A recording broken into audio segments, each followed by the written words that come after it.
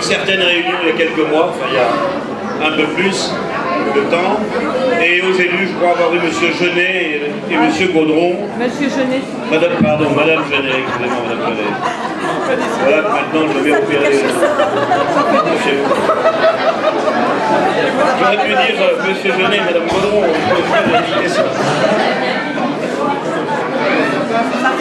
là, à la place. M. Gaudron, venez à gauche pour une fois.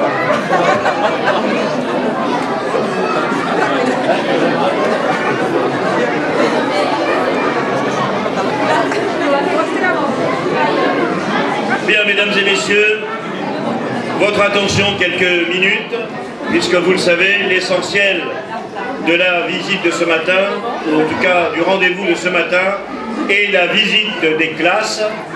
Et d'ailleurs à ce sujet, puisque nous avons commencé le déménagement, un certain nombre de cartons sont déjà installés dans les classes qui seront désignées. Et vous verrez d'ailleurs sur la porte des classes le nom de l'enseignant ou de l'enseignante de votre enfant. Donc vous pourrez reconnaître la classe.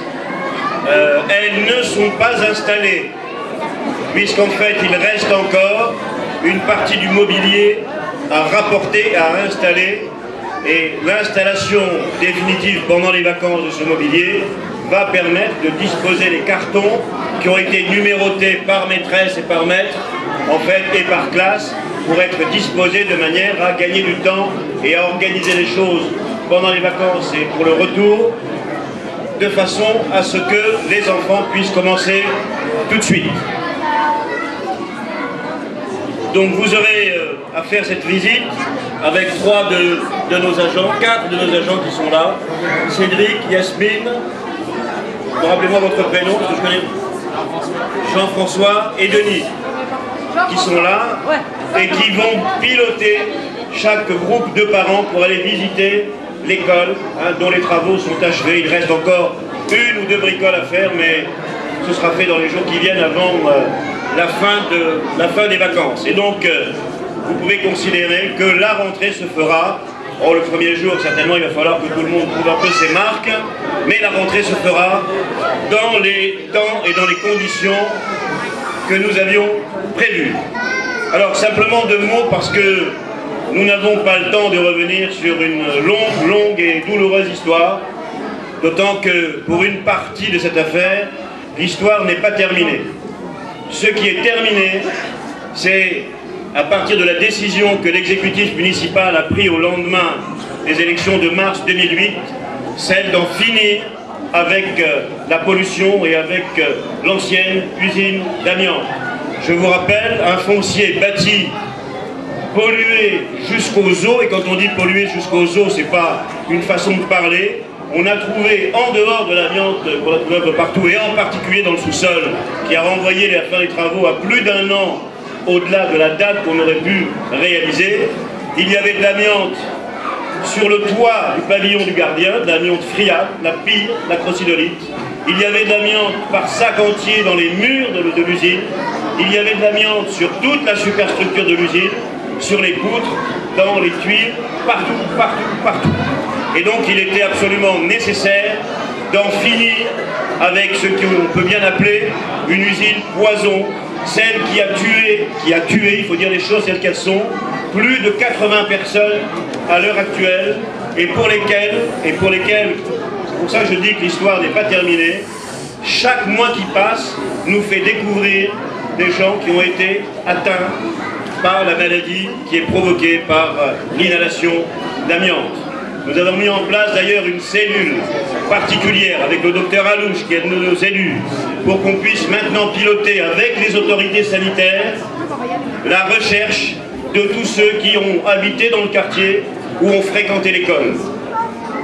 Et ce sera un travail long, difficile, qui coûtera aussi certainement beaucoup d'argent.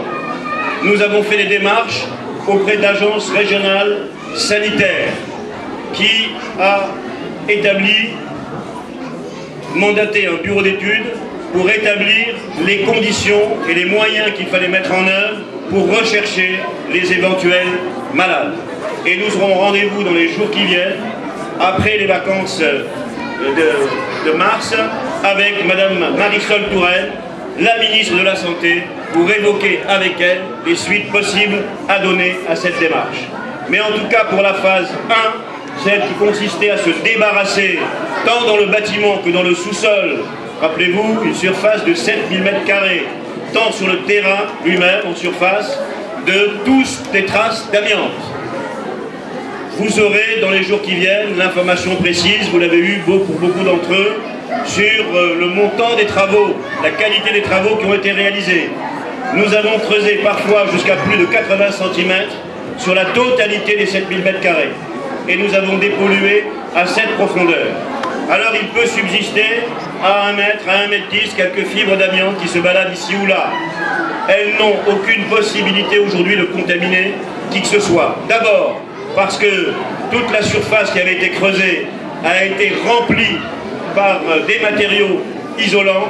Et puis, par ailleurs, parce que pour finir les choses et pouvoir installer le nouvel équipement sur le terrain, le nouvel équipement, vous l'avez sans doute vu dans Oxygène, c'est à la fois un nouveau parking, un terrain de jeu, un mini-stade, un city-stade pour les enfants, et un parc évidemment pour accueillir familles et enfants. Eh bien, pour pouvoir installer cet équipement de surface, nous coulerons sur l'ensemble du site une dalle de béton de 20 cm, de manière à ce que plus personne ne s'inquiète outre mesure et que la vie puisse reprendre et continuer dans le quartier. Depuis maintenant les 2 dernières semaines, puisqu'une fois que nous avons acquis la décision majoritaire, largement majoritaire des parents de revenir dès la rentrée du mois de mars dans l'école, dans les 2 écoles, nous avons entrepris les conditions, les moyens qui permettent justement à ce que le déménagement se fasse. Ça n'est pas une mince affaire de déménager tout ce qu'il y a dans une école, depuis évidemment les gros meubles, en passant par tout le mobilier plus petit, et puis surtout les affaires des enfants, des enseignants, enfin bref, ce qui fait la vie d'une classe.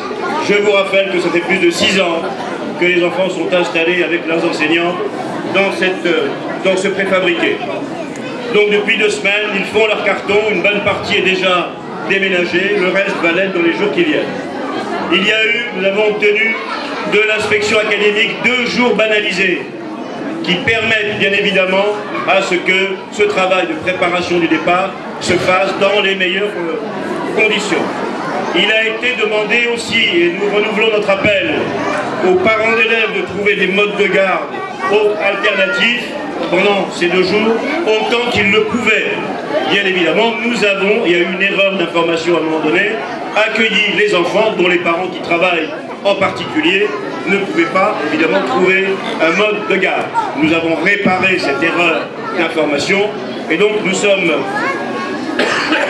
on passe de vous dire que le lundi 18 mars, jour de la rentrée scolaire, et on peut considérer que c'est une véritable rentrée scolaire, même pas au même titre, mais encore mieux que la rentrée scolaire du mois de septembre classique depuis 6 ans dans les préfabriqués, eh bien, se fera le 13 mars la dernière modalité de passage de la commission de sécurité, mais visiblement le prépassage à tout régler sanctionnera évidemment le droit complet de retour dans l'école.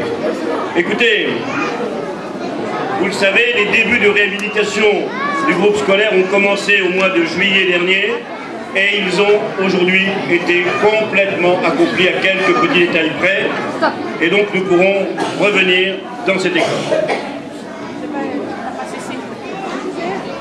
Le groupe scolaire a été pratiquement entièrement refait ici. Il a été mis aux normes de sécurité parce que le temps passant, il n'y était plus, comme quelques-unes de nos écoles sur lesquelles il faudra dans l'avenir, où nous revenions très très rapidement bien sûr, parce que la réglementation en la matière évolue pratiquement chaque année. Écoutez, je crois que c'est avec une grande satisfaction que l'équipe municipale, que le conseil municipal au complet considère tout ce qui a été fait depuis les 5 dernières années. Ça n'était pas facile. Ce sont plus de 16 millions d'euros qui ont été investis, tout compris. Mais on ne pouvait pas laisser une usine qui était encore tellement amiantée que les conséquences en cas de coup de vent important, par exemple, sur le quartier pouvaient provoquer encore de nouveaux malades. Et quand on sait que c'est une maladie qui est incurable, évidemment, on mesure l'importance sanitaire de la décision qu'a prise la municipalité de rayer de la carte et de nettoyer complètement cette usine. Des enfants ont fait toute leur scolarité maternelle dans les préfabriqués. Ils n'ont pas connu l'école. Écoutez, leurs petits frères et sœurs vont la connaître. Un parent me disait, ben, c'est ma troisième, elle va rentrer aujourd'hui, elle va faire sa rentrée, et je suis très content qu'elle puisse enfin connaître les murs de son école. Parce que rappelez-vous, l'école là-bas était une école provisoire. Et le provisoire a duré 6 ans, avec toutes les difficultés sur lesquelles on ne reviendra pas, parce que maintenant, on ne vit pas de souvenirs, les mauvais souvenirs du passé sont effacés. L'important, c'est que nous ayons accompli ce geste de nettoyage sanitaire de l'école, du terrain, que nous puissions aujourd'hui l'aménager dans l'intérêt du quartier et que les enfants, enfin, reviennent dans ce qui est leur école. Voilà, messieurs, dames, je crois que je n'irai pas plus loin. Si vous avez besoin d'informations plus précises, vous pouvez les demander à l'ensemble des élus et des fonctionnaires qui sont là. Vous avez d'ailleurs un petit fascicule qui va être distribué, ou qui a commencé à être distribué, non seulement évidemment aux parents d'élèves, mais sur l'ensemble du quartier, parce que cette pollution et ce problème a concerné bien sûr les parents d'élèves, mais également ceux qui sont un peu plus anciens et qui continuent à habiter le quartier. Croyez-moi, ce que nous avons fait était absolument nécessaire. Absolument nécessaire. Voilà, je ne peux rien vous dire de plus.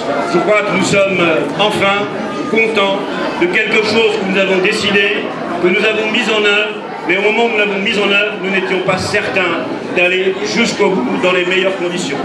Aujourd'hui, cette affaire se conclut. Ce petit fascicule vous donne un historique et des éléments d'information technique sur ce qui a été fait et ce qui va l'être.